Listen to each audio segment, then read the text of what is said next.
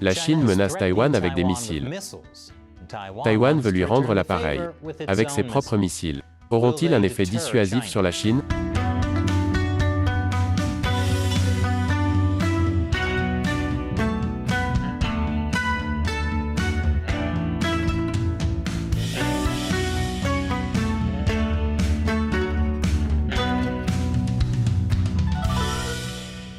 Bienvenue à Chine non censurée. Je suis Chris Chappell. Taïwan est couvert d'amour.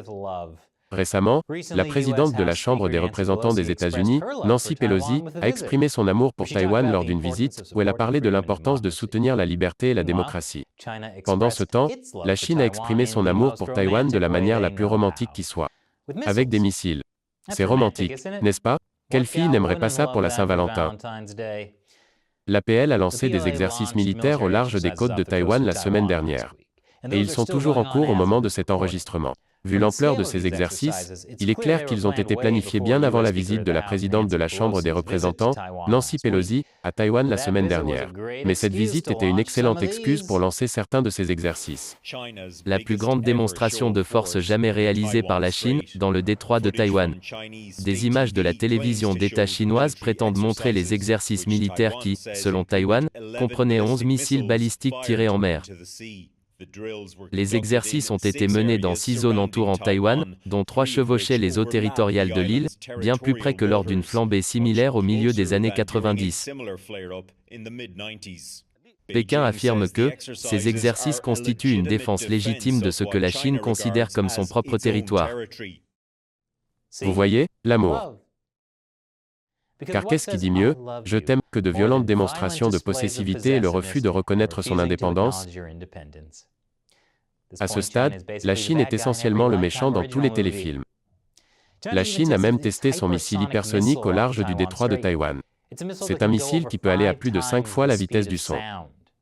Tous ces missiles pourraient aider la Chine à envahir Taïwan. La question n'est pas de savoir si le Parti communiste chinois va envahir. C'est quand. C'est comme si Disney achetait la planète. On sait tous que c'est inévitable, et que beaucoup de gens vont accueillir notre nouveau maître des souris. La Chine se retient pour le moment car il y a beaucoup d'obstacles. Il y a le détroit de Taïwan, le terrain, et une population entière qui ne va pas accueillir une invasion. Même les petits pays peuvent faire de sérieux dégâts contre des envahisseurs beaucoup plus grands, comme la façon dont l'Ukraine résiste à l'invasion de la Russie. Taïwan pourrait faire la même chose avec la Chine. Mais Taïwan veut dissuader la Chine d'envahir en premier lieu. Et pour cela, Taïwan veut des missiles. Beaucoup de missiles. Vous voyez, je vous avais dit que ça ferait un super cadeau. Taïwan en a reçu des États-Unis, dont des centaines de missiles anti-navires Harpoon. Mais ce n'est pas suffisant.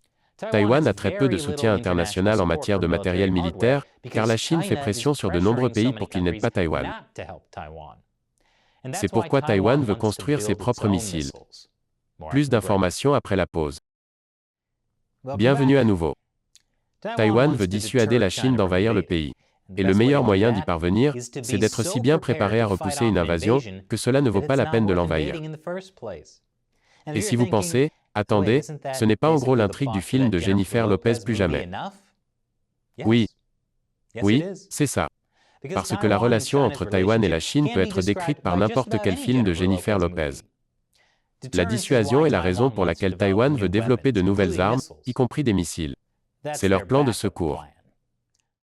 Plus de 60% des dépenses militaires totales du pays seront consacrées à la production ou à l'acquisition d'armes anti-navires telles que des systèmes de missiles terrestres.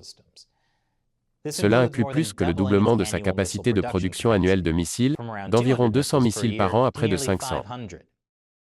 Pour atteindre cet objectif, l'Institut national des sciences et de la technologie Chung-Shan de Taïwan a prévu de construire 34 nouvelles installations de fabrication de missiles, d'ici la fin du mois de juin de cette année. Un grand nombre de ces missiles sont de courte portée à des fins défensives.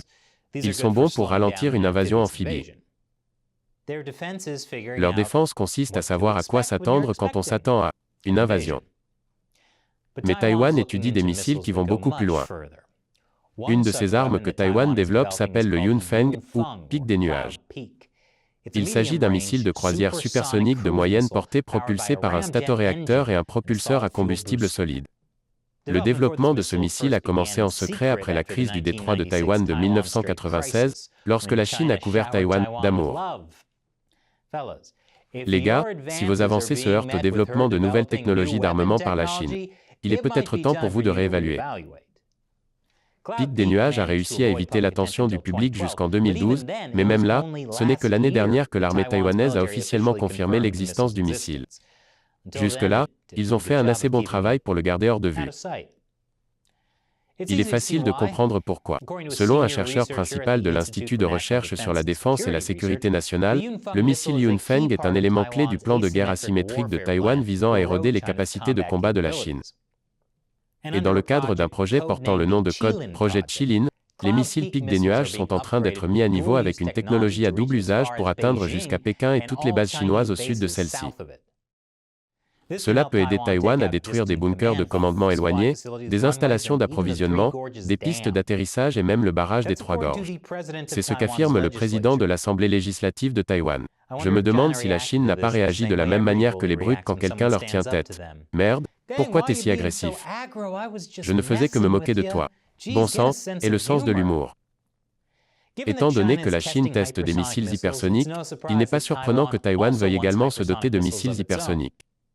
Techniquement, Taïwan possède déjà des missiles qui peuvent atteindre des vitesses hypersoniques, plus de 5 fois la vitesse du son. Par exemple, sa plateforme de défense aérienne est équipée du TK-3, un missile solaire qui peut atteindre des vitesses hypersoniques pour se défendre contre les avions et les missiles balistiques. Mais ce qui fait la particularité des nouveaux missiles hypersoniques, c'est qu'ils peuvent manœuvrer dans différentes directions à grande vitesse, et pas seulement sur une trajectoire prévisible. Il est donc beaucoup plus difficile pour les militaires chinois de se défendre contre eux.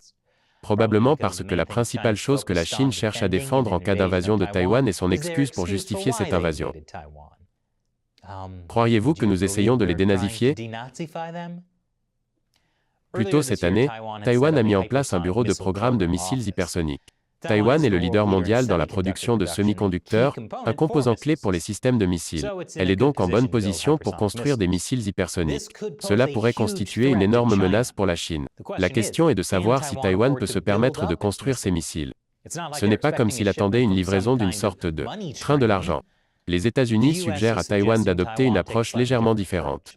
Le gouvernement américain exhorte Taïwan à réduire l'importance accordée à certains programmes d'acquisition d'armes de pointe, en faveur d'initiatives moins voyantes mais potentiellement plus pertinentes pour le combat. Il y a quelques raisons valables à cela. Taïwan ne peut pas dépenser plus que le complexe militaro-industriel de la Chine. Elle ne dispose pas non plus d'autant de lanceurs de missiles. C'est une mauvaise nouvelle si la Chine parvient à tous les détruire lors d'une première attaque. Car ce n'est pas comme si Xi se souciait des pertes humaines. Certains d'entre vous peuvent mourir, mais c'est un sacrifice que je suis prêt à faire. Certains experts militaires suggèrent que Taïwan devrait se concentrer sur la capacité de riposter avec des armes abondantes, petites et bon marché pour dissuader la Chine. Si vous souhaitez en savoir plus à ce sujet, consultez le lien vers cet épisode ci-dessous. En fin de compte, cependant, il y a une chose plus importante que les armes que Taïwan construit. Il s'agit de savoir si les gouvernements étrangers, comme les États-Unis, le Japon et l'Australie, ont le courage d'affirmer clairement leur volonté de défendre Taïwan. Il n'y a pas de meilleure dissuasion que cela. Vous savez donc que Chine non censurée est financée principalement par les contributions directes des téléspectateurs, principalement sur le site de financement participatif Patreon. Et en échange de votre contribution $1 ou plus par épisode, vous pouvez obtenir une réponse à l'une de vos questions dans l'émission, par mois. La question d'aujourd'hui vient de Matthew Pengeli, supporter de Patreon. Bonjour, je suis australien et je voulais juste avoir votre avis sur notre situation politique. L'Australie est-elle en meilleure position face à la Chine avec notre nouveau gouvernement travailliste, ou sommes-nous plus vulnérables à l'influence de la Chine, en raison de notre changement de gouvernement? Étions-nous mieux lotis avec la politique étrangère des libéraux? Amitié, mon pote. Bonne question, Matthew. Si vous vous alignez fortement sur un parti, il est facile de penser que l'autre parti est pire sur la Chine. Cette perspective est en effet poussée par les politiciens, qui essaient constamment de se dénigrer mutuellement. Un peu comme Donald Trump qui a critiqué Nancy Pelosi pour sa visite à Taïwan. Et ce, bien qu'il ait dit qu'il était dur envers la Chine. Et Trump, bien sûr, a été aussi fabriqué à Manhattan. Pour ce qui est de l'Australie, laissez-moi vous dire ceci. Le Premier ministre travailliste Kevin Rudd était très favorable à des relations amicales avec la Chine. Mais le Premier ministre du Parti libéral Tony Abbott était aussi en faveur de relations amicales avec la Chine. En 2015, il a signé cet accord de libre-échange. C'était juste le climat politique de l'époque, toute l'idée « la Chine est notre ami ». Les choses ont commencé à changer vers 2018, lorsqu'un tas de scandales ont éclaté, montrant comment les milliardaires chinois achetaient en gros des politiciens australiens. 2018 est aussi l'année où Clive Hamilton a publié « Invasion silencieuse ». Il a exposé l'infiltration du Parti communiste chinois dans le gouvernement australien à tous les niveaux, et dans les deux partis. Le gouvernement a commencé à prendre des mesures, comme l'adoption d'une loi qui a finalement mis fin à l'argent chinois dans les élections australiennes.